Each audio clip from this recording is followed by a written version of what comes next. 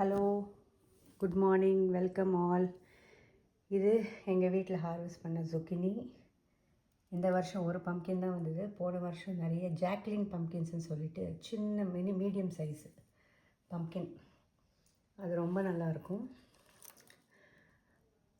அது ஹாலோவீனுக்கு கூட வெளியில் டெக்கரேஷன் மாதிரி வைக்கலாம் பம்கின்ஸ்.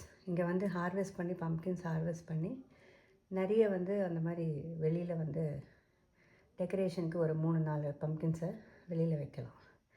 இது இப்படியே ரூம் டெம்பரேச்சர்லேயே இருந்தால் இது கிட்டத்தட்ட ஆல்மோஸ்ட் இயர் வரைக்கும் இது நல்லா இருக்குது. எந்த ஒரு கெட்டு போகாமல் நல்லா இருக்குது. இது ஸ்மால் டொமேட்டோஸ், பிரேக்ஃபாஸ்ட் டொமேட்டோஸ், அப்புறம் ஹாலபினோ பெப்பர். இந்த வாட்டி பீன்ஸ் பச்சை பீன்ஸை விட காஞ்சு போன பீன்ஸ் சீட்ஸுக்காக வச்சுருக்கேன் அப்படியே. ஸோ நிறைய காஞ்சு போன பீன்ஸ், ஸோ சீட்ஸ் இருக்குதுல்ல. ஸோ இதை அடுத்த வருஷம் போட்டால் ட்ரை ஆகிடுச்சு. ஸோ அதனால் அடுத்த வருஷம் இதை மண்ணில் போட்டால் வந்துடும். தக்காளி, பீன்ஸு இது இருக்குது.